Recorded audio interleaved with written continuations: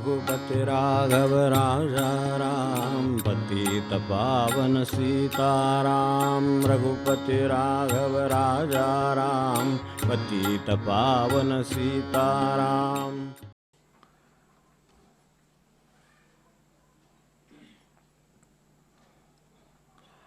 गेल्या वेळेला जाणोनी दुर्गुणाची खूण, सगुण भक्ती करी गहन असं. तेव्हा सगुण भक्तीची गहनता म्हणजे काय आपण विचार करत होतो. सगुण भक्तीचा जो नेहमीचा अर्थ आहे तो पाहायला जी गहन आहे ती करणं म्हणजेच निर्गुणाची भक्ती करणं आहे. निर्गुणाची भक्ती अर्थानं भक्ती संभवत नाही. आपल्या मनात निरपेक्ष सर्वावर सारखंच प्रेम असणं म्हणजे निर्गुणाची भक्ती आहे. तर ती सापडावी ती काय अशी सापडत नाही. त्यातले भेदभाव राहतात, आशा सूत्र राहतात, म्हणून ही गहन भक्ती म्हटली. आणि जी सगुण भक्ती करतो आहे ती प्रत्यक्षात निर्गुणाची आहे आणि निर्गुणाकडे तिने नेलं पाहिजे मला, ही एक जाणीव जर असली तर सगुण भक्त सगुणात अडकत नाही. तो सगुण आहे. गुण म्हणजे दोरी. त्यामुळं अनेक अर्थ आहेत, पण त्यातला दोरी अर्थ एक, ज्याने मनुष्य बांधला जातो. मनुष्य मूर्तीन बांधला जाईल, बंधनात बांधला जाईल, माणसानं मग कशानेही बांधला जाईल. शेवटी सगुण आहे म्हणल्यावर तो बांधला जाईल. तर त्याला भक्ती आहे ती सोडून मुक्त करण्यासाठी आहे, आणि इकडे सगुण मात्र बांधण्याचं आहे.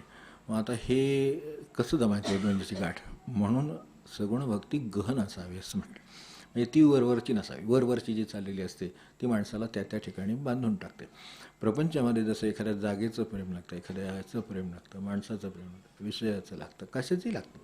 तर हे जे लागतं मनुष्याला साधा पेपरसुद्धा तोच वाचावा लागतो. बघा विचार बघा, साधीची गोष्ट म्हणजे फार काही खोलात सुचवत नाही, पण ते त्यांना सकाळशिवाय चेंज पडत नाही. म्हणजे ठेवला आहे दुसऱ्या बाजूला, म्हणता आहे हे आहे ते आहे, पण त्याचं समाधान होत नाही. किंवा मठावाला म्हणतो काय वाचायचं बाकीचं, सकाळपासून हा पेपर नाही वाचला. म्हणजे काय वाचतो एक पेपरमध्ये 8 तर ते जे काय येऊ नये काय जे बातम्या देते सगळे ते असे देणार, हे छोट्या देणार, मोठ्या देणार, त्यांच्या धोरणाप्रमाणे देणार, काही ठेवणार, काही लपवणार, काही वाढवणार, सगळं हे एवढंच की. याच्यापेक्षा आणखी तिथे जाऊन काय होणार आहे? मूळ वस्तुस्थितीत तर कुठला काही फरक होणार नाही. पण तसं खरं समाधान व्हायला पाहिजे. पण सगुण आहे ते, म्हणून ते बांधून ठेवायला ते समर्थ आहे आपल्याला नकळत. जे आपल्याला नकळत बांधून ठेवतं ते सगुण आहे. या अर्थाने त्याच्याकडे लक्षात ठेवावं की हे इथे राम आहे. आता आपल्याला वेळ नाही झाला, पत्नी घेतला, पण आपल्या लक्षात आहे की बंध विमोचन आहे. तो इथे सगुणाने मला मुक्त करायला पाहिजे, मोकळं करायला पाहिजे. माझा राम आहे तो बंध विमोचन आहे. तो मला वेगवेगळ्या प्रकारचे, माणसाला कशाचं लोकेशणा काय काय काय लोकांनी चांगलं म्हणावं, काय आपलं सगळं व्यवस्थित चालावं, काय सगळ्या नातेवाईकांनी आपल्याला चांगलं काय करायचं, शेवटी भगवंतानी चांगलं म्हटलं काय एवढं सांग. ती निर्गुणाची खूण. तेव्हा फार नसेल तर महाराज म्हणले, फार अगदी जर काही हे नसेल तर त्याचं त्याच्यात आहे की फार करत जर आपल्याला ब्रह्मज्ञान आणि ह्याचं जर काही जमत नसेल. आत्ता जे आपण पंत महाराजांचं पद पाहिलं त्यात तेच आहे. तर ते जर आपल्याला काही समजा लक्षात येत नसेल तर मी अमुक असं वागलो हे महाराजांना आवडेल का, बस एवढा विचार करावा. आपलं काय दैवत असेल, समजा रामाय काय महाराज आहेत का, आणखीन कोणी स्वामी आहेत का, तर त्यांना हे बरं वाटेल का, एवढं जर विचार केला की सगळं बाकीचं ब्रह्मज्ञान त्याच्यात आलं. कारण ते ब्रह्मच आहेत, त्यांना धरून मी काम केलं म्हणजे झालं. आता ते त्यांना मी प्रपंचात अडकलेलं आवडेल का, मग मी वस्तू घेतलेली आवडेल का, 4 असताना 5वी घेतलेली आवडेल का, नसलेली घेतली तर आवडेल का, काय ते लगेच त्याच्यावर बघायचं तपासून, जसं कसाला लावून बघतो तसं तपासून बघायचं ठेवायचं. मी आज काळजी करत बसलो आहे, त्यांना आवडेल का, कुठली गोष्ट आली की त्यांना आवडेल का, ते म्हणेल मी बसलो इथं समर्थ, बसल्या जागी सगळं करतो.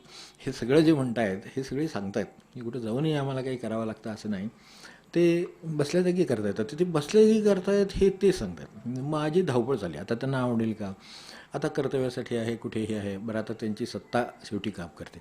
आपण इकडून इकडे करतो प्रपंचामध्ये, यापेक्षा काय नाही. आणि ते सुद्धा काय करतो, प्रारब्धाचे संबंध असतात म्हणून माणसाला प्रत्यक्ष जावं लागतं. तर त्यालाही तसं संधानसारखं तो त्यातून मोकळा असेल तर त्याला तेही करावं लागणार नाही. तर हे आहे हे सगुणाचं काम आहे. ते असं अडकवतं. साध्या पेपरमध्ये माणसाला अडकवतो. मला आश्चर्य वाटतं की त्याला त्याच्याशिवाय चैन पडत नाही. बाकी 3 जरी आणून दिले तरी तो म्हणतो यात लोकसत्ता नाही, यात लोकमत नाही, यात नसू दे ना, शेवटी काय आहे आत ते तेच आहे. बरं ते जाहिराती देणार, त्यात जाहिराती ते देणार, काय फरक असणार आहे, पण नाही वाटत. म्हणजे ते गुण म्हणजे बांधणारं कसं आहे. आता वास्तविक ह्यांनी एवढं बांधलं आहे असं माणसाला काही खरं लक्षात पण येत नाही. खरं सांगायचं तर परमार्थात जे खरं काम आहे ना ते लक्ष देण्याचंच काम जास्त आहे. बाकी पुढे करण्याचं काम प्रत्यक्ष आम्हाला आहे, पण त्याच्यात हे मोडण्याचं काम आहे सगळं. ज्याने ज्याने बांधलं आहे ते सोडण्याचं काम आहे. आणि ते अलगद सोडवणं हा सत्पुरुषांचा मार्ग आहे आणि तोडून टाकणं हा योग्यांचा मार्ग आहे. त्यातलेही फरक आहे असू दे. तर ते अलगद सोडून घेणं. मी अडकलो की याच्यात नाही वाचलं, काही बिघडत नाही. अगदी जर राहत नसेल तर दुसरा वाचलं. म्हणजे कारण शेवटी जगाशी कसं आहे, जगाच्या बरोबर आपण असलं पाहिजे, जगाच्या पुढे गेलं पाहिजे वगैरे, ते जे काय असतं त्यानुसार जर करायचं असेल तर दुसरं वाचलं. काय त्याच्यातही तेच कळणार आहे. काय ते समजा 2 देशात करार झाला, काय आहे काय वेगळं घेणार आहे का 3ऱ्या देशात झाला म्हणून, या 2 देशात झाला. बरं त्याच्याशी तसा आपलं काय खरं दुरान्वयानं सुद्धा काय संबंध पोचवून काय आहे नाही. त्यांनी त्यांच्याशी इराणशी बोलले काय आणि आमच्याशी बोलले काय आणि पाकिस्तान कोणाशी का बोलेनात. शेवटी मला आज आता स्वयंपाक करायचं खरं सांगायचं, किंवा केला असलं तर वेळेला जेवायचं, बाकी काय नाही हो खरं. पण केवढा वेळ माणसाचा त्याच्यावर आहे की नाही. आम्हाला तर त्याला बसावं लागतं. पेपर वाचायला बसावं लागत नाही, सहज उचलतो मनुष्य वाचतो. काय सहजता सगुणाची बघा आहे ती, म्हणजे बांधून ठेवण्याची कसं सहजपणे. आता चला आता आपल्याला पेपर वाचायला बसायचं आहे असं घोकतोय मनुष्य आणि असं काहीतरी. मग केव्हा तरी त्याने निश्चय केला आणि मग 10 वाजता बसला आणि मग सुरुवात झाली. आणि मग त्याला तिथे बसवेनं झालं, मग तो उठून काय हे सगळं इकडे होतं, तिकडे नाही, तिकडे काही होत नाही.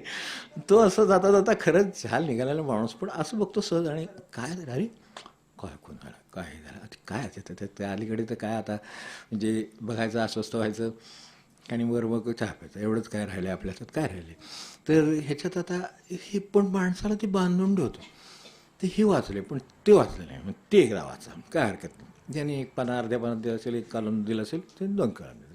ती कॉलम सेंटीमीटर ठरलेली, त्यानुसार तेवढं कॉलम सेंटीमीटर ते देतात जागा त्याला. पण बांधून टाकते की नाही ती जागा, ते नाव, ते काय जे आहे ते बांधून टाकतं. हे लौकिकातलं आहे. तर माणसाला बाकीच्या गोष्टी किती बांधून टाकत असतील हे झालं प्रपंचाचं कळतं म्हणून. परमार्थात बांधून टाकतो माणसाला. विशिष्ट देवळात गेल्याशिवाय चैन पडत नाही. वास्तविक देवाला गेल्याशिवाय चैन पडत नाही हे समजू शकतं, पण विशिष्ट ठिकाणी गेल्याशिवाय चैन पडत नाही. आता असं आहे, असं सगळीकडे हिंडत असू नये हे चांगलं आहे, त्याबद्दल काय प्रश्न नाही. पण तरी सुद्धा कुठे गेलं तरी मनाला देव समाधान देतो आहे आणि माझी देवाची भेट होती आहे असं नाही, असं होईल तर बरोबर आहे. आणि त्यातूनही काय समजा एखादं हे काम असतं, एखादं विशिष्ट ठिकाणी काम आहे आणि विशिष्ट ठिकाणी देवाला जायचं आहे, अवश्य जावं. पण त्याचं समाधान आहे ते तिथेच आहे. ते कुठल्याही देवाला भेटलं तरी आपल्याला तेवढंच मिळणार आहे. फक्त माझे काही आतून म्हणजे माझेच आहेत ना ते. इथे आपल्याला लक्षात ठेवायला हरकत नाही, जगात आता अग्नी हा सर्व गोष्टी नष्ट करणारा, म्हणजे जाळून टाकणार, काय शिल्लक ठेवीत नाही. अग्नी शेवटी आपले देह एवढा आहे प्रेमाचा, त्याच्यासाठी सगळं चालले. तर ते जे काय चालले आयुष्यभर ते सुद्धा चाळायचं सामर्थ्य त्याच्यामध्ये आहे. तर ते सगळं जो जगातलं काही त्याला आता हे वणवे लागतात म्हणा, लावतात म्हणा, काय जे असेल त्यांची पद्धत आता आपल्याला काय माहिती नाही, आपल्याला लागल्यावरच दिसतं. त्यामुळे तिथे पेटते एवढं दिसतं, कसं भेटलं ते काय माहीत नाही म्हणतात. तर त्यामुळे ते लागतात असं समजा. ते झाडाला झाडं घासून जातात का काय होतं मग ते लागतात. पण ते अख्खं एवढं मोठं झाड सगळं ते सगळं नष्ट करून भस्म करून टाकतात त्याचं. हे सुद्धा जाणारा अग्नी. पण काही गोष्टी अशा आहेत की ज्या त्याच्याही आटोक्यात नाही, जाळता येत नाही. तर त्यात सर्वात मोठी आपल्याला कळू शकणारी, विचार केला आणि प्रामाणिकपणे केला आणि मान्य करायची तयारी असली तर लक्षात येईल. इथे जे म्हटलं आहे एक सूत्र आहे, एक साधा धागा आहे. तर तुम्ही अग्नीशी धरला तर काय नुसतं भरुकन जळून जाईल. कसं आशासूत्र जळवणी गेले, सत्पुरुषांचं वर्णन आहे. तर त्याच्यात आशासूत्र जळवणी गेले म्हटलं आहे. तेव्हा माणसाला म्हणजे इकडे सुद्धा म्हटलं आशेचं आहे व तंतू, काय सगळे महापुरुष बोलतात त्यावेळेस एकच बोलतात ते नाही जात माणसाला. म्हणजे असा याचा अर्थ काहीतरी इच्छा, काहीतरी हे मिळवायचं आहे, काहीतरी व्हायचं आहे, अमुक होणार आहे तमुक होणार आहे, ते होणार आहे. माझं काम काय आहे ते करणं आहे. ते होण्याकडे लक्ष देण्याचं काही कारण नाही, ते होणारच आहे. कारण मी करून सुद्धा ते होणार आहे असं नाही, मी नाही करून ते थांबणार आहे असं नाही. मी करणार म्हणलं तर ते होणार का मग? मग आपण जगाचं राज्य देऊ की त्यांच्याकडे, की एवढं राज्य जरा आमच्या शांततेत चालवा बाबा, आम्हाला जगू द्या, सुखाने 2 घास खाऊ द्या, बस. तसं तसं ते काय कोणी कोणाच्या हातात देत नाही. आजपर्यंत जीवनची इतक्या ठिकाणी देऊन झाली, अनुभव काय फार मोठ्या वेगळे आले नाही. म्हणजे हातात आपल्या काही नाही एवढं तरी लक्षात आलं. म्हणून हे पंत महाराज म्हणाले तेच ना, ह्याची आम्हा ठावे पायी पडावे हे एका बाजूला आहे.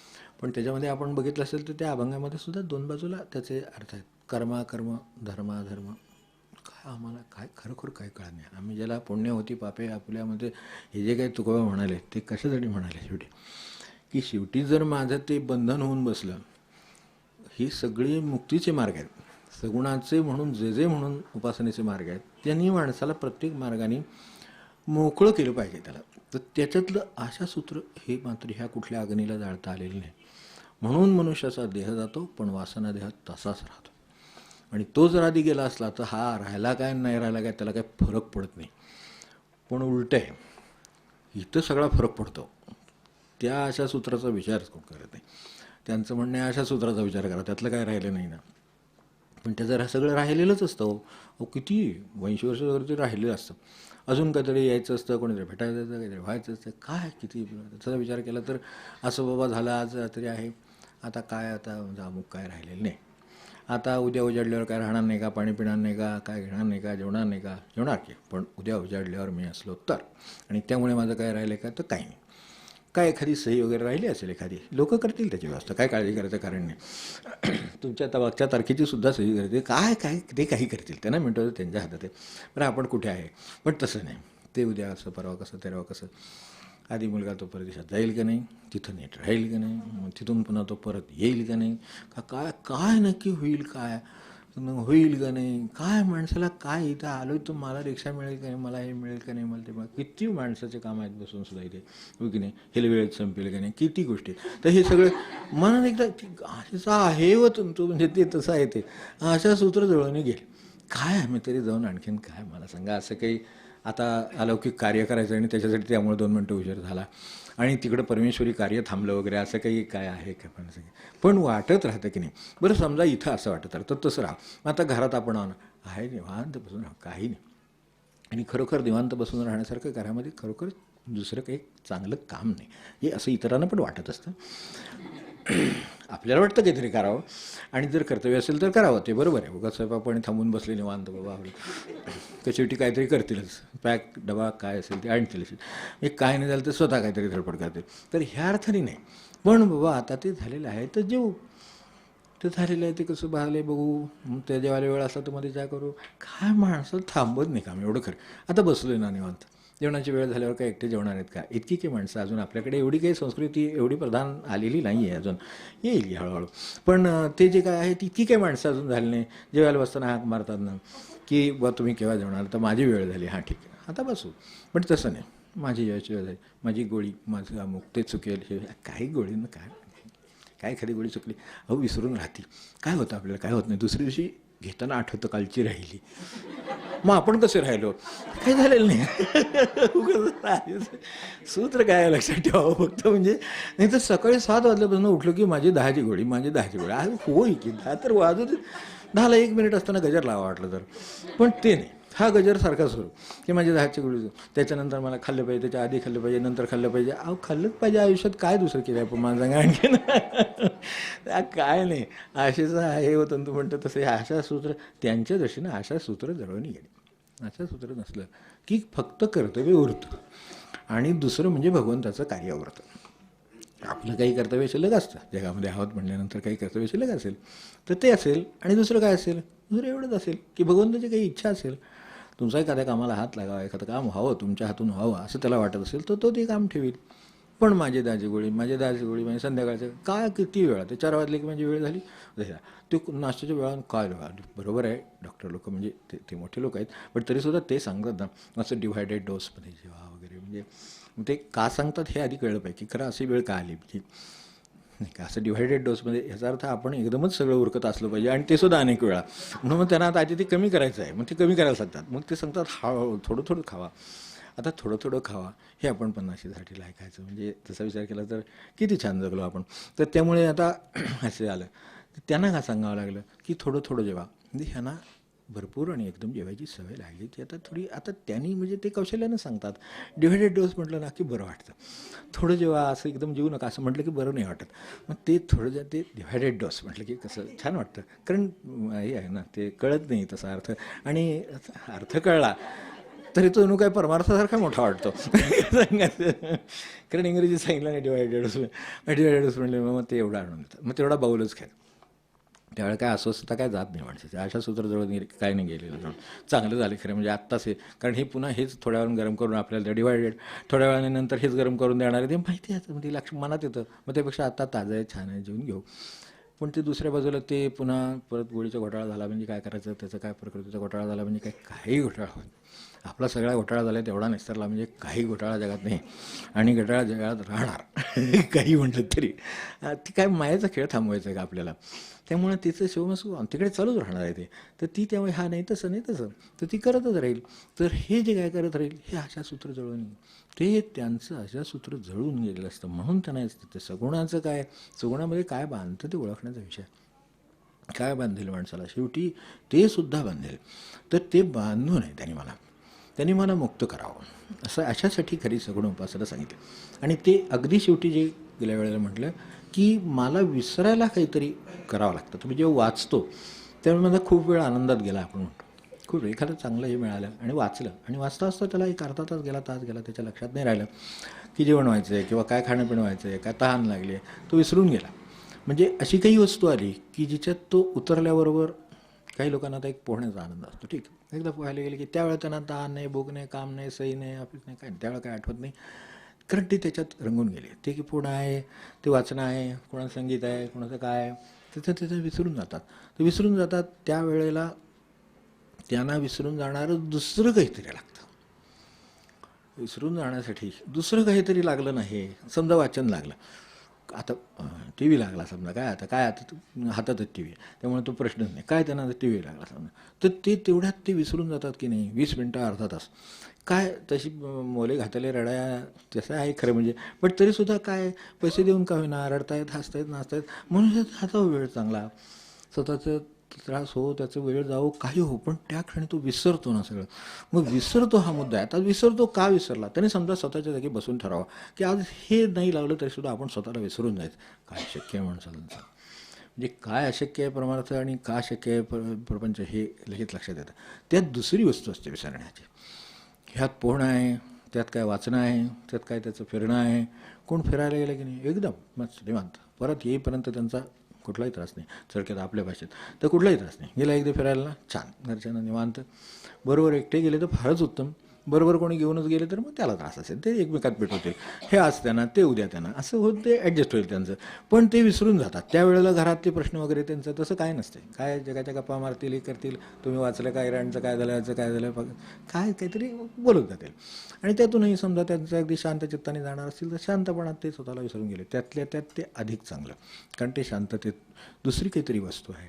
तर त्या दुसऱ्या वस्तूमध्ये फरक आहे. शांतता ही आतली वस्तू आहे.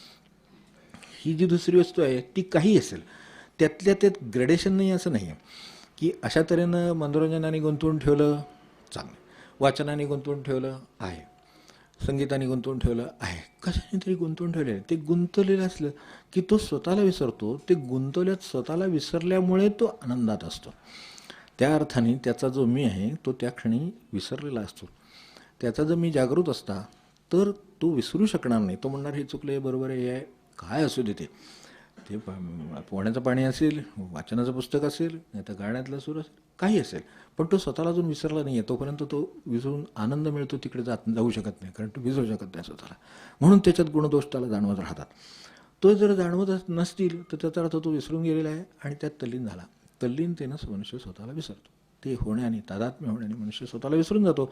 आता ह्या विसरण्यामध्ये काही वाईट आहे का? नाही, वाईट काही नाही आहे, पण ते लागतंच. म्हणजे शेवटी वाचन असेल तरच मी विसरू शकतो. माझं काय पुस्तक आहे तरच मी ते विसरू शकतो. मी गाणं असेल तरच विसरू शकतो. ते सुद्धा माझ्या आवडीचं असेल तरच विसरू शकतो. गाण्यात जर मी स्वतःला विसरतो, कुठल्याही गाण्यात विसरा, तसं नाही होत. ते नाही आम्हाला आवडत, ते नाही आवडत, त्यात विसरता येत नाही. म्हणजे आवडतं त्यातच विसरता येतं. म्हणजे त्यात पुन्हा आवडही आहे, त्याची निवडही आहे, आणि त्याला दुसरी वस्तूही आहे. गाणं नाही लावलं. आता इकडे फरक काय झाला तर सगुणाचं हे ग्रेडेशनमध्ये अगदी साध्या किंवा त्यातल्या त्यात आपण म्हणू की त्याला स्तर दिले, त्याला खालचा स्तर म्हणू, वरचा स्तर म्हणू, असं स्तराच्या दृष्टीने, ग्रेडेशनच्या दृष्टीने ते वर वर वर वर अधिक अधिक जाणार आहे. हे सगळं वर जाताना कुठे जाईल शेवटी? मग ते शेवटी मूर्तीकडे गेलं, पूजेकडे गेलं, असं करत गेलं की त्यामध्ये अशा तऱ्हेचं काही संगीत नाही, त्याला व्यवधान नाही, काय नाही. मूर्ती आपल्या जागी उभी आहे, तुम्हाला काय उपचार करायचे ते करा, तुमचा काय भाव असेल तो व्यक्त करा आणि विसरून द्या. ह्याच्यासाठी आहे, स्वतःला विसरण्यासाठी ते आहे. पण स्वतःला विसरण्यासाठी मूर्ती लागते इथपर्यंत आहे ते. आता मला स्वतःला विसरण्यासाठी काहीच लागत नाही, हा परमार्थ झाला, हा निर्गुण झाला. कारण गुण नाही, कुठलीही दोरी नाही, मी बसल्या जागी आनंदात आहे असं जर असेल तर बाहेर गाणं चालू दे, ते बंद असू दे, ते ठोकठोक करू देत, ते काय करायचं ते करू देत, पुस्तक असू दे नसू दे, काय मंत्रपाठ अमकं तमकं काही नसलं तरी आनंद आहे. तर जर आनंद असेल तर निर्गुणाची खूण सापडली आपल्याला. दुसऱ्यावर अवलंबून असलेली किंवा दुसरी वस्तू लागणारी ही परावलंबित्वाचं आहे शेवटी. तर त्यातल्या त्यात परावलंबी कसलं, माणसं व्यसनापासून ते पार इकडे ह्याच्यापर्यंत, ह्या चांगल्या गोष्टींपर्यंत, वाचन अभिजात संगीत वगैरे काय जे असेल ते तिथपर्यंत सर्व ग्रेडेशनमध्ये कुठेतरी आहे. पण त्यात आहे अधिक अधिक उच्चतर आनंद आहे, अधिक उच्च आनंद आहे, अधिक उच्च आनंद आहे, असं करत जातो ना. माणसांचे आनंद काही वेगळे, प्रापंचिक गप्पा निघाले, मनुष्य स्वतःला विसरतो कधी माणसा. त्यांचं ते कसं झालं, यांचं ते कसं झालं, तुम्हाला ते कळलं का, हे झालं का, ते झालं का, 15 मिनटं नाही 20 मिनटं कशी गेली ती कळत नाही. पण एक 3 मिनटं झाली तर कळते माणसाला लगेच. 2-3 मिनटं झाली जप चाललं आहे, 5 मिनटं झाली जप चाललं आहे. पण अर्धा तास गप्पा चालल्या घरातल्या आणि ते सगळं जुनं आठवलं, काय ते काळजीचं निघालं किंवा दुसऱ्याचं काहीतरी निघालं तर ते अधिक विसरतो. तर त्याच्यात ते काय दुसऱ्याचं निघालं असेल तर ते म्हणजे ही विसरण्याच्या जागा ही अधिक चांगली आहे का वाचनाची अधिक चांगली आहे? दासबोध घेतला आहे, वास्तव बाबा विचारा विसरून गेला, काय ना भागवत घेतलं आणि विसरून गेला, किंवा काय चरित्र घेतलं आहे आणि विसरून गेला, तर ते अधिक चांगलं नाही का? ह्यात नकारात्मक गोष्टी आहेत, निंदा होणार, कोणाचं तरी आपण म्हणलं करणार, त्याच्यापेक्षा हे अधिक चांगलं. म्हणून ग्रेड्स आहेत. त्या सगुणामध्ये सुद्धा अशा तऱ्हेनं ग्रेडेशन करत ते शेवटी मूर्तीपर्यंत आले. तर आता त्यापर्यंत आल्यानंतर आता तिकडून काही नाही, तुम्हाला काय होतायचा तो भाव तुम्ही होता. महाराज म्हणले तुम्ही जेवढं होताल तेवढी मूर्ती जिवंत होते, तेवढी ती प्रतिसाद देते. त्यांचा रामाच्या डोळ्यात पाणी येतं, याचा अर्थ ह्यांना रामाशिवाय करमत नाही आहे आणि त्यामुळं रामाला त्यांच्याशिवाय करमत नाही. ही अवस्था आली की त्यांचं काम झालं. मग आता ते सगुण राहिलंच नाही ना, ते निर्गुणच झालेलं आहे. आता एकमेकाशी न राहणं म्हणजे एकच असणं, एकच असणं म्हणजे निर्गुण असणं, दुसरं काही नाहीच त्यांना. तर त्या अर्थाने कुठेतरी जोडायचंच आहे ना, मग चांगल्याशी जोडू. तसं वाईटाशी जोडूनही मनुष्य विसरू शकतो आणि चांगल्याशी जोडूनही विसरू शकतो. मग त्यातल्या त्यात चांगल्याशी जोडेल, त्यातल्या त्यात अधिक चांगल्याशी जोडेल आणि शेवटी जोडता जोडता तो स्वतःला विसरून जाईल, निर्गुणाची खूण. मग तिथे आता त्याला ते पण काही नाही लागत. तुम्ही देवाला वगैरे जात नाही, तुम्ही यात्रेला जात, तुम्ही अमुक करत नाही लागत करावं. असं आपल्याला अशी माणसं भेटतील खूप आहेत की अमुक करावं लागतं असं काही नाही. आलं तर केलं, पण समजा नाही आलं तर नाही केलं. जो आनंद मला इथे आहे तो तिथे आहे, हा सगळीकडेच येतो. म्हणजे तो बरोबर आनंदातच आहे, त्याला निर्गुणाची खूण सापडलेली आहे. त्यामुळे जाणवणी निर्गुणाची खूण हे मी करतोय पण विसरण्यासाठी करतोय. तर हे जर त्याला जमलं, त्याला जमलं. तर ह्या अर्थाने हे त्यांचे लक्षण म्हणून सांगितले. देही असो न विदेही, आशा सूत्र जळून गेले. हे अत्यंत म्हणायला सोपं पण ह्याला अत्यंत कठीण. आपलं कसं होईल असं वाटणं एक वेळ ठीक आहे, पण त्यांचं कसं होईल वगैरे वाटतं. नातेवाईक असू द्यात, काय मुलंबाळ असू द्यात, आईवडील असू द्यात आणि कोणी असू द्यात, त्यांचं कसं होईल, माझं कसं होईल, हा प्रश्न खरं जगात आल्यावर सोडवण्याचा पहिला आणि शेवटचा प्रश्न आहे खरं झाल्याचा. तो सुटला ना तर बाकीच्यांचं कसं होईल हे आहेच की भगवंत बघायला. आणि त्यातून भगवंतानं आपल्यावर जबाबदारी सोपवली तर करावी, पार पाडावी. भगवंताने सोपवली म्हणून पार पाडावी. पण तसं होत नाही. तर ती जाऊन यावं असं वाटतं, बघून यावं असं वाटतं. आजारी आहे मनुष्य, बघून. बरोबर व्यवहाराचा भाग आहे तोपर्यंत बरोबर आहे, पण आता सारखं तरी किती बघून येणार नाही का? म्हणजे एखाद्या वेळा बघून आलो ठीक आहे, त्यांना बरं वाटलं ठीक आहे, इथपर्यंत झालं माझं काम, आता माझं काम मला आहे. तर अशा तऱ्हेचं मनुष्य ते सूत्र जळत नाही ना, त्यामुळे ते सुरू राहतं सारखं. चौकशीत तरी मनुष्य राहील, विचारणा तरी करेल, शेजारी कोणाला बघेल, इकडं काय झालं बघेल, तिकडं काय झालं बघेल, हे सगळं सुरू राहतं. म्हणून अशा सूत्र जळवून गेले तेवढं एकदा जर काढता आलं तर खरोखर खूप वेळेला घटनांपेक्षा, जसं महाराजांनी म्हटलं आपल्या लक्षात असेल की घटनांपेक्षा म्हणजे त्यांची होणाऱ्या गोष्टींची त्याची भीतीच जास्त कारणीभूत होते माणसाला अस्वस्थ करायला. असं होईल काय, तसं होईल काय, असं म्हटलं तर काहीही होईल माणसाला. तर तसं काही होत नाही उगाच. त्याची वेळेशिवाय त्याचं काय ते झाल्याशिवाय ठरल्याशिवाय ती वेळेशिवाय काही होत नाही. मग आता तसं होईल काय, तसं होईल काय, असं होईल काय, असं विचार करत राहिलं तर माणसाला कसं होईल हाच प्रश्न राहील दिवसभर. त्यापेक्षा त्यांनी काहीतरी चांगलं काम केलं, तो वाचन करतोय म्हणून सांगितलं. अशा सूत्रात सुद्धा पुन्हा जर आपल्याला सगुणात सुद्धा जर जायचं असेल तर अधिकच चांगल्याकडे जावं. मी तर महाराजांचं चरित्र वाचतोय, मी काय समजा ज्ञानेश्वरी वाचतोय, ज्ञानेश्वर महाराज सोबत आहेत, आता आणखीन काय पाहिजे जगामध्ये आपल्याला. एवढे एक असेल तर आपल्याबरोबर बास आहे ना, मग झालं काम. म्हणजे त्यातूनही आपल्याला सोबतच लागत असेल तर अशी असावी की सर्व समर्थ आहे, तर तशी असावी. मग हळूहळू त्यातही मनुष्य ज्ञानेश्वरी वाचताना स्वतःला विसरून जाऊ शकतो. तेही शक्य आहे. पण तेवढी त्याची गोडी, तेवढं ते. आता त्यात काय प्रपंचाचं असणार आहे. उदाहरण एखादं आलं तर त्यावर संबंध दृष्टांताचा येईल, बाकी काही येत नाही. बाकी येतात ते त्यांचे मार्ग, गुण, त्याच्यातल्या अडचणी सगळं तेच सांगत असतात. मग हे सगळं हे करता करता तो स्वतःला विसरला. मग तो त्यात तल्लीन झाला. त्याचं म्हणून काय, आता त्याचे जे काही प्रपंच आहे तो तसाच आहे, त्याच्या अडीअडचणी तशाच आहेत. त्याच्या बँकेतला बॅलन्स कमी नाही झाला, जास्त नाही झाला. ज्ञानेश्वरी वाचली म्हणून तिकडे काय जमा झालं आहे किंवा काय डेबिट पडले, काही झालेलं नाही आहे खरोखर. पण त्याची जी चिंता होती ती गेली हे वाचताना. म्हणजे मनुष्य ह्या आशेने जो चिंतेच्या पाशात सापडतो तो सापडत नाही.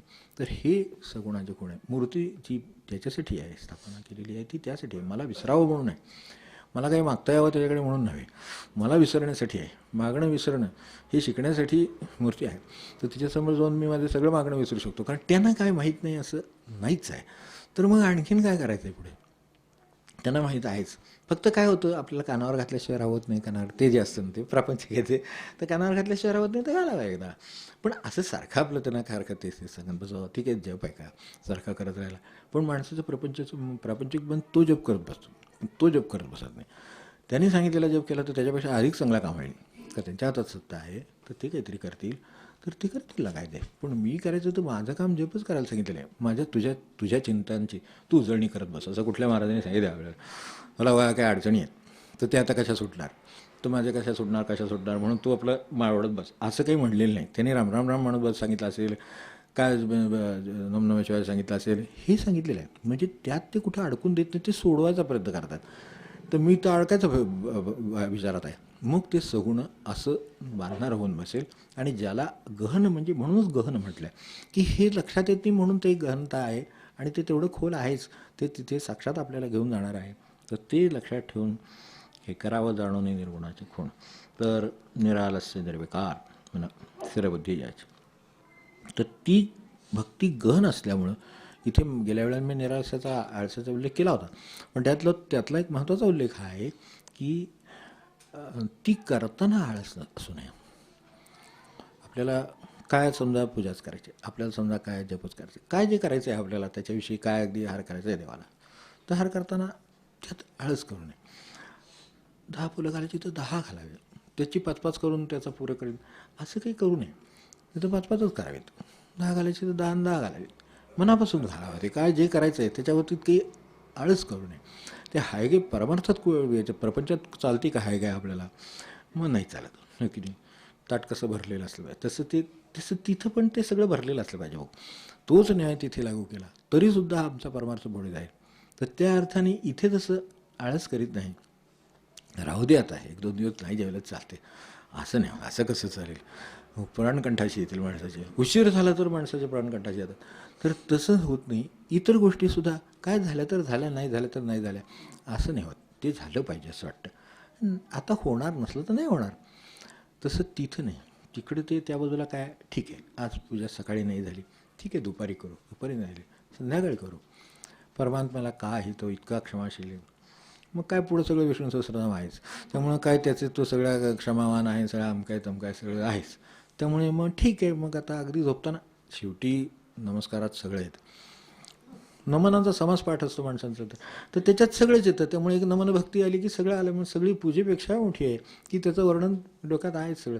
त्यामुळे दुसरीशी सकाळी उठून आता कसं आहे शिशिरभूतपणे करायचं तर कसं आपल्याला आत्ता कसं सांगितलं मनापासून करायचं, तसं मनापासून करायचं, सगळं शिशिरभूतपणे करू.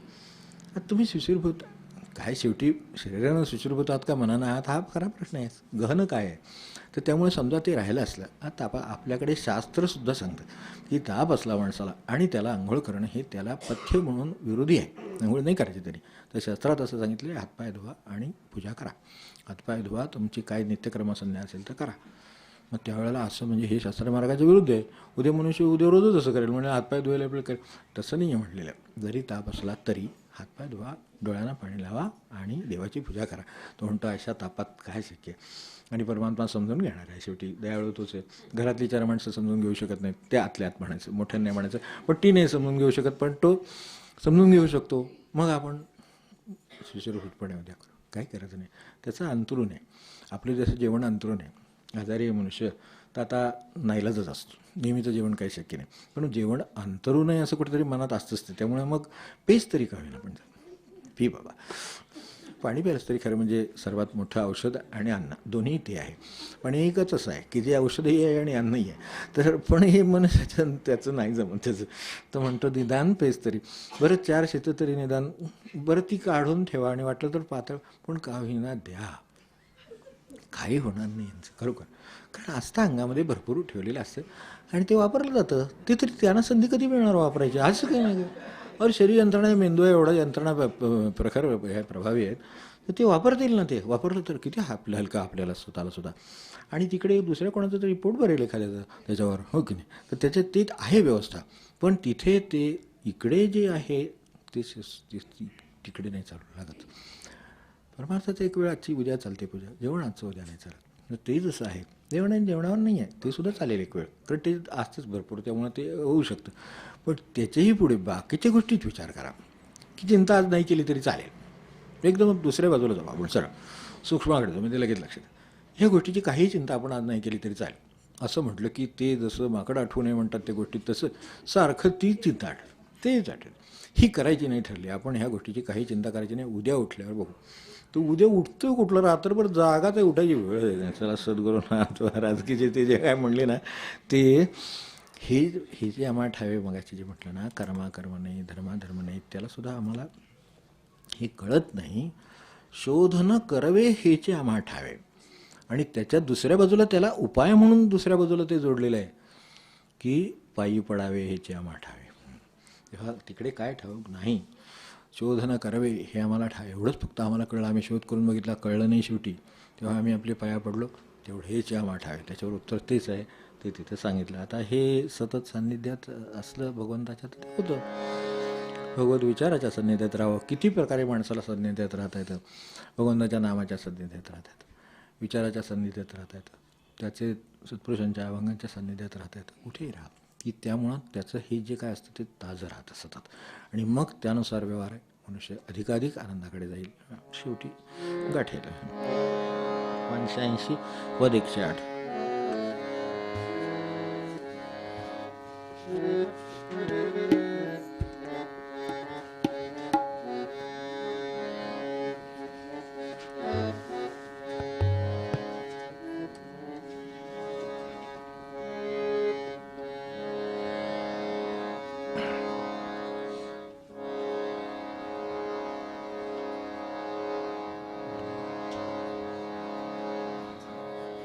यांना सर्वस्व सगळं विठ्ठल होत बसलं. बाह्यांग काय, अंतरंग काय, विचार काय, त्यातल्या कल्पना काय, सगळे विठ्ठल होऊन गेल्या. तर त्यांनी याची आशा धरली आहे. यावर आपण ओळखायला हरकतच नाही. देवबसे चित्ती त्याची घडावी संगती,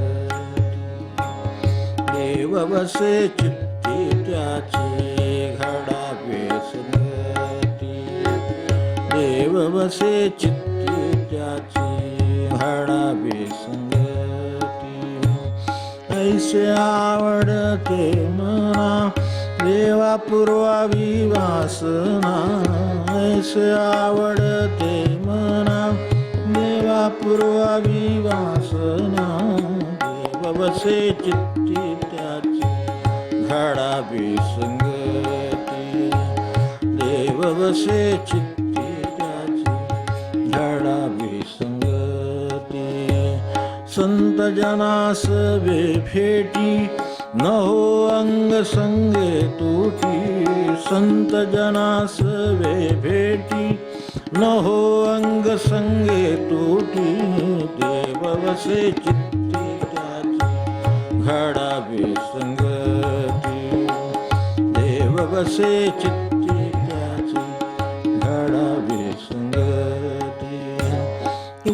म्हणे जिणे भले संत संघटने तुका म्हणे जिणे भले संत संघटने देव वसे चित्ती त्याची घडावी संगती देव वसे चित्ती त्याची घडावी संगती घडावी संगती घडावी संगती